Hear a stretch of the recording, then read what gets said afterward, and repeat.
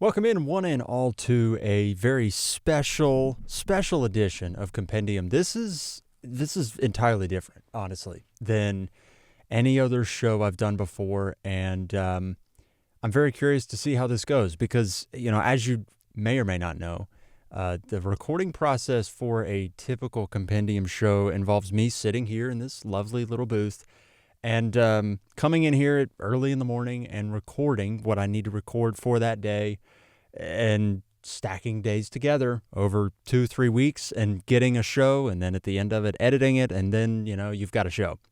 Well, this is going to be a little bit different. And the reason why I'm doing something a bit different is because I sat down and I realized the process for To the Sound of Distant Guns Part 2 is taking a little bit longer than I thought it would take. We're 2 weeks out from release of Part 1, and I haven't recorded anything. I have recorded absolutely nothing.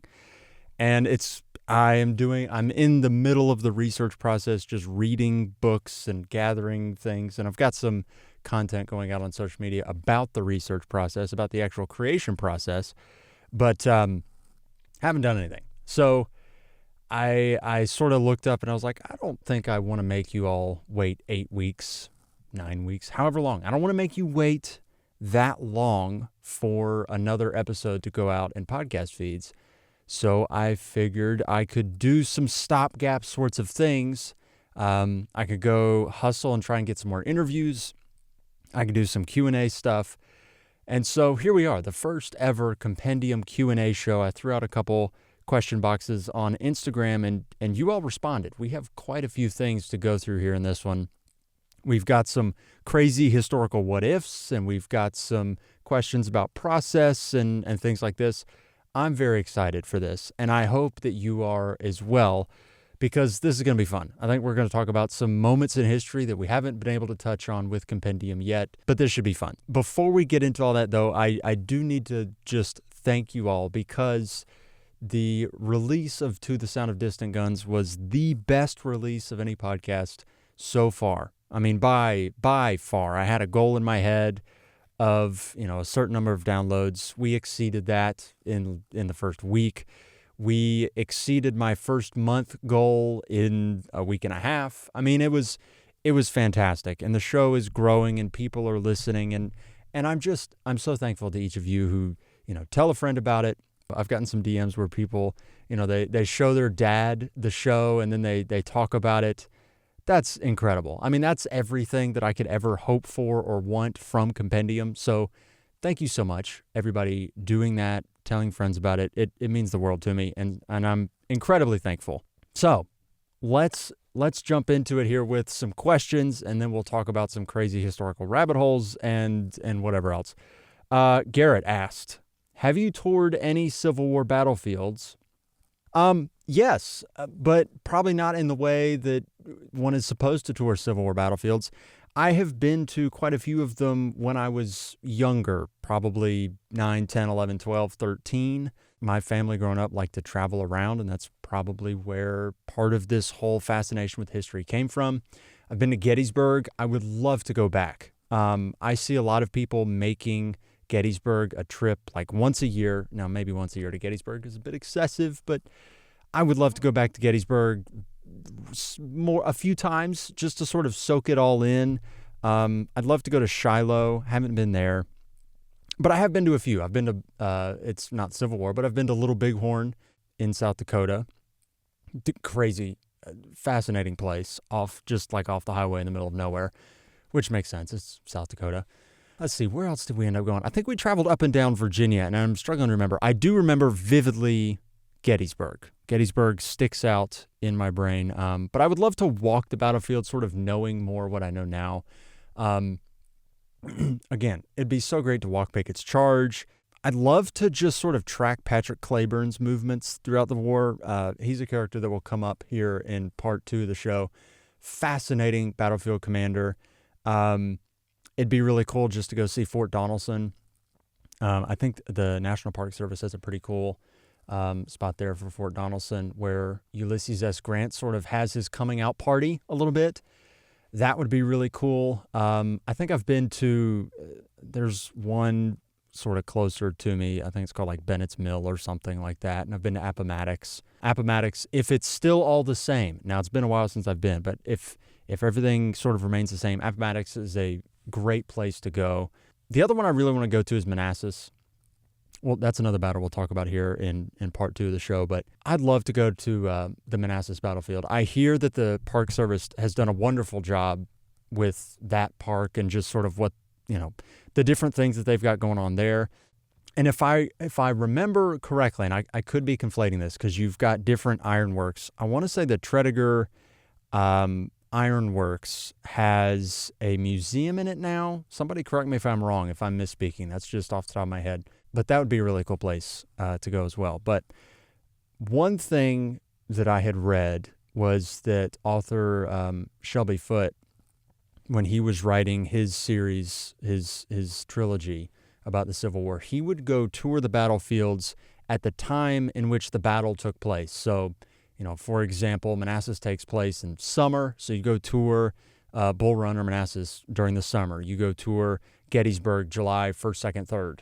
So you can get a sense of like what the terrain looks like at that moment in time in the summer.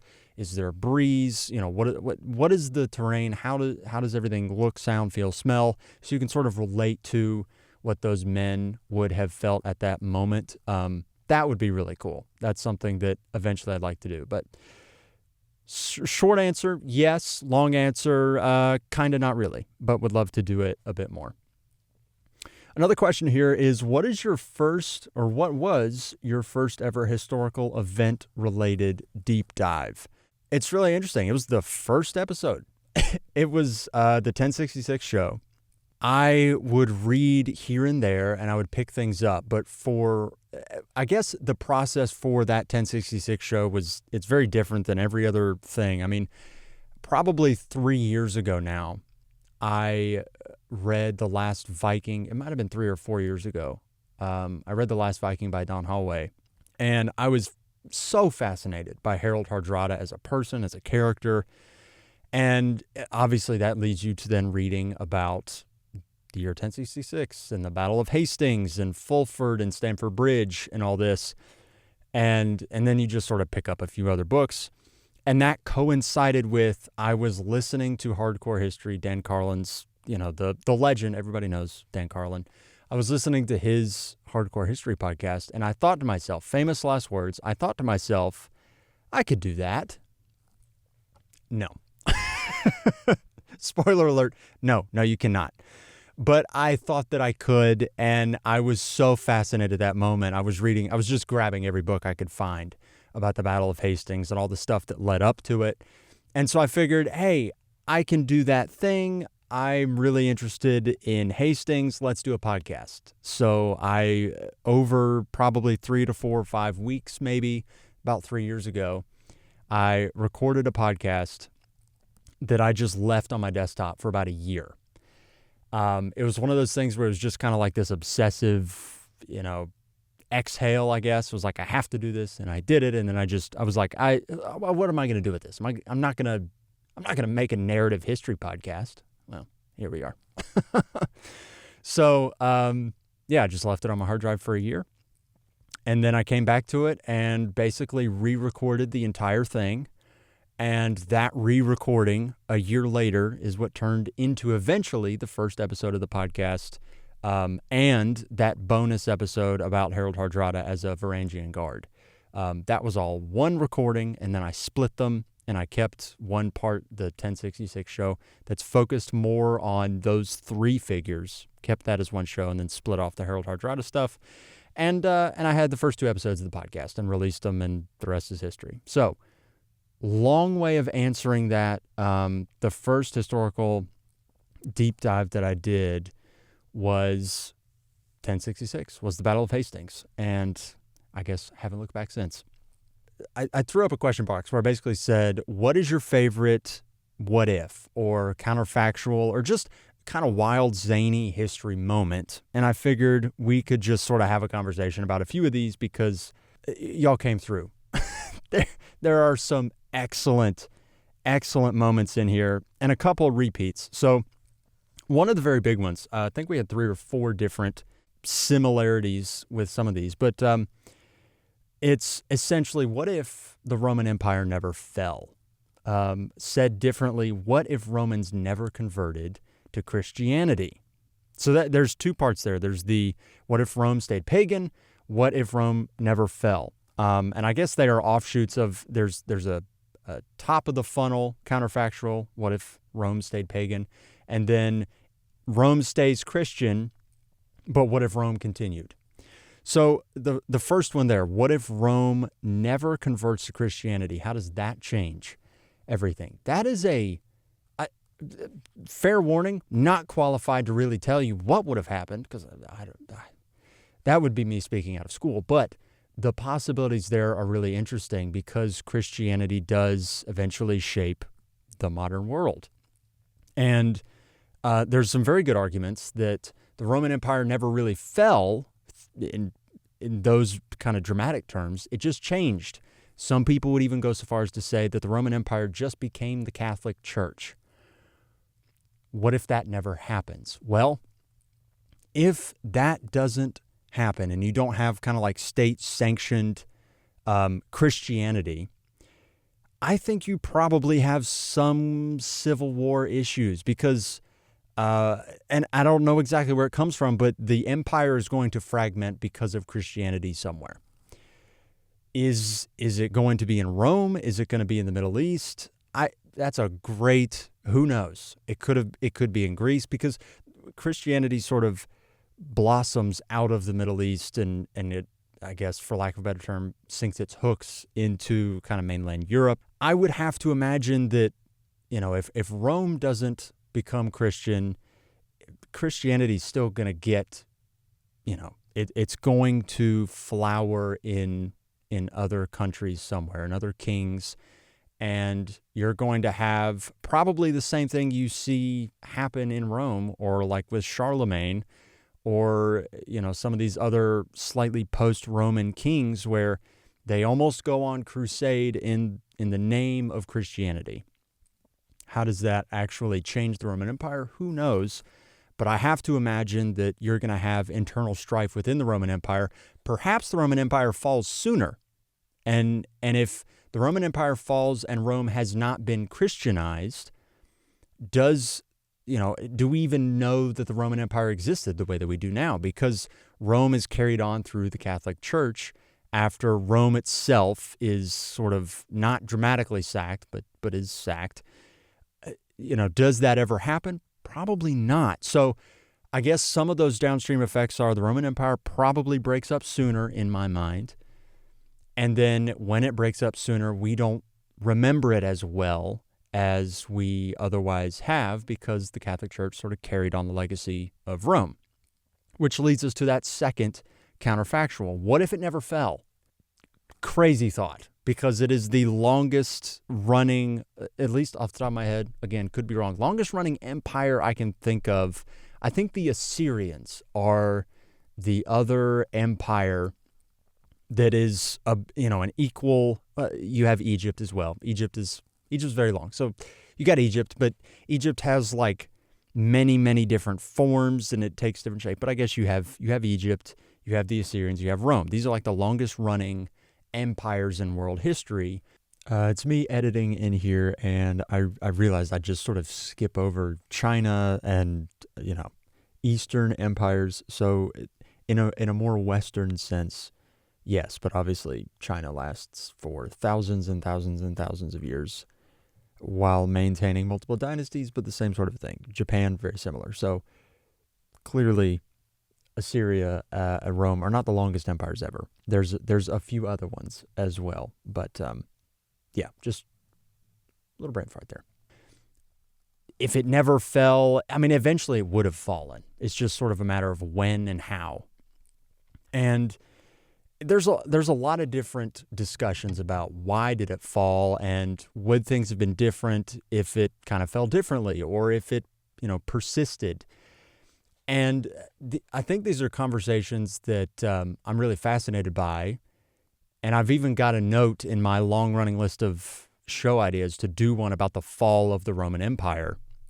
because it seems like an undermined subject. You have a string of bad kings. You have this internal strife between these mercenaries that Rome hires to do its bidding, but they won't stoop so low as to kind of recognize these mercenaries as Roman citizens. So you have Alaric the Gaul, who sacks Rome because Rome won't recognize him, for how powerful he is and how influential he is. And there's this tension because Rome is naturally very xenophobic to outsiders. So I don't know. I mean, how does it not fall? That's a great question. How does it not fall is a really difficult thing to sort of wrap your mind around, because there's many different avenues I think you could pursue with that. So I don't know. And I think it's probably worth mentioning too the idea that perhaps the Roman Empire never actually did fall, because you have historians that will point out that, well, the statecraft, the organization, some of these things changed, but the Catholic Church sort of took up the mantle through different leaders after the Roman Empire falls. And I think there's some pretty compelling arguments to be made that the Roman Empire, in terms of, a reliable state, it just changed. It morphed. Power centralized within the Catholic Church after the Roman Empire falls. And you don't have an emperor, but you have Jesus.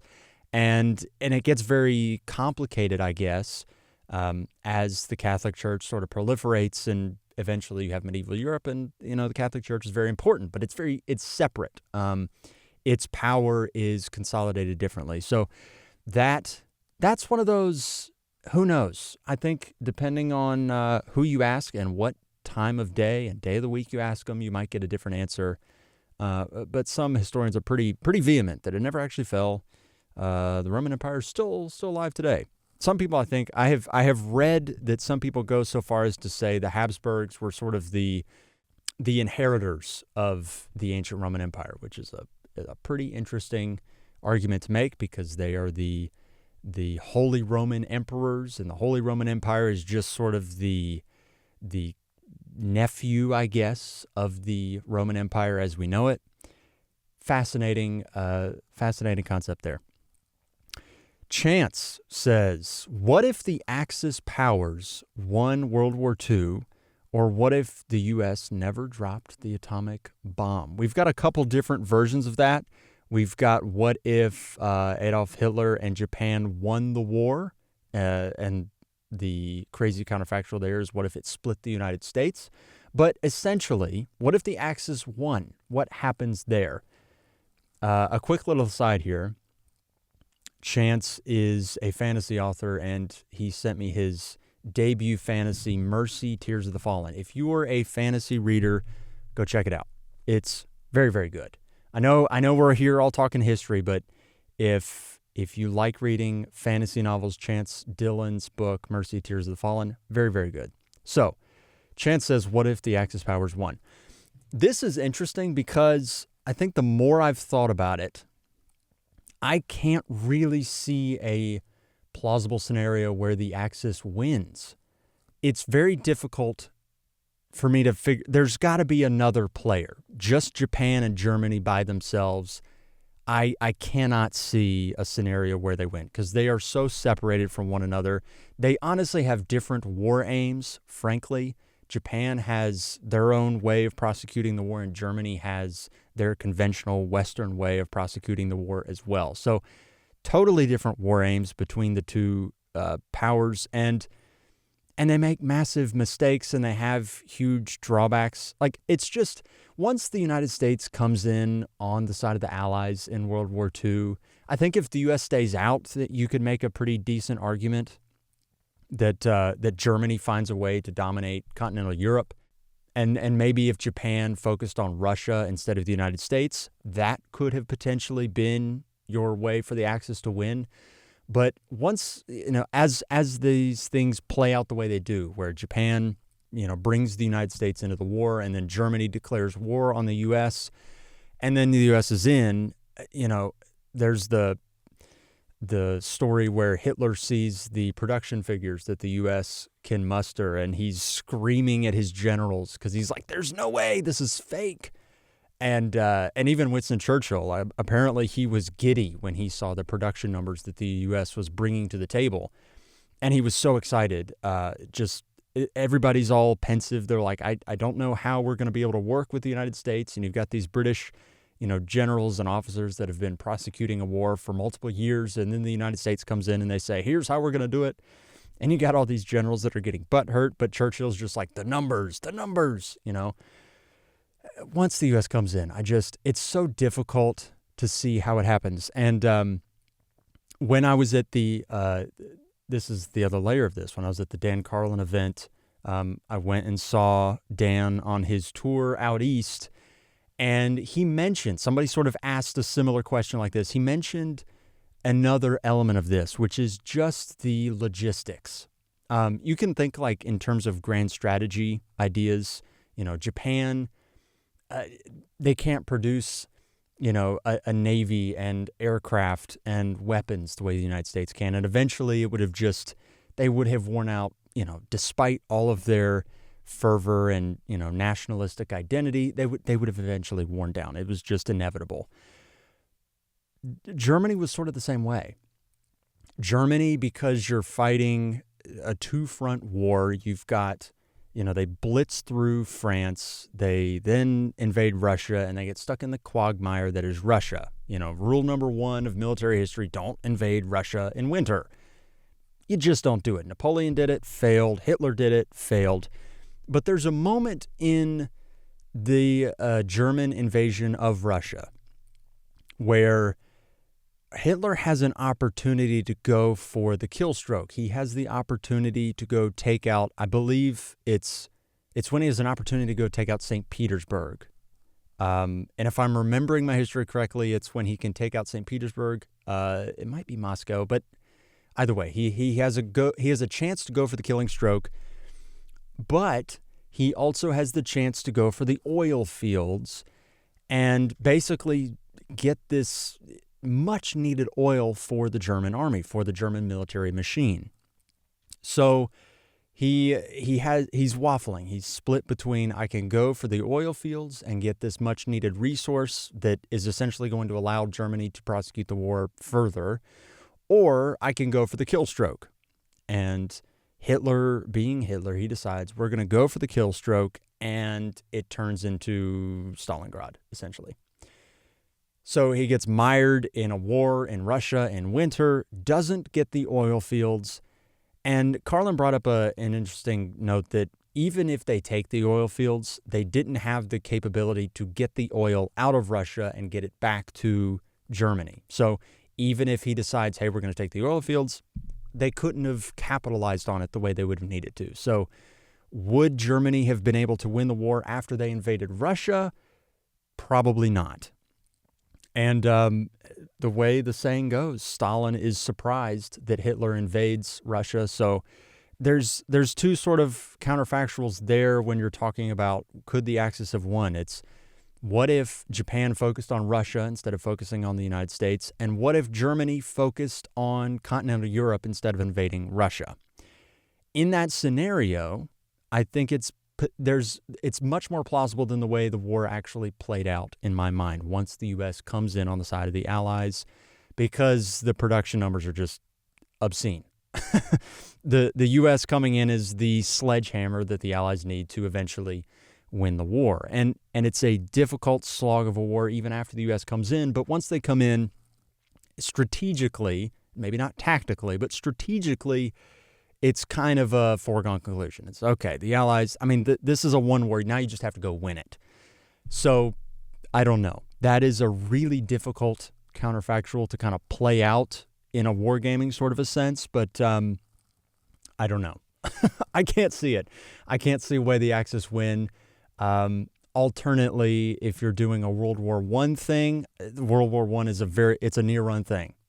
It's back and forth, and Germany could have won World War I in the final year of the war. Ultimately, obviously, the Allies win, but Germany has multiple chances when they could have won that war. World War II, it's a little bit more difficult. Speaking of World War One, this is gonna be the last one for this show. I will tackle several more of these in a Substack post, so we can nail down a few more of these, because again, these are fantastic. Y'all brought out the big guns. Okay, Gavrilo Princip not hanging around after the failed assassination attempt.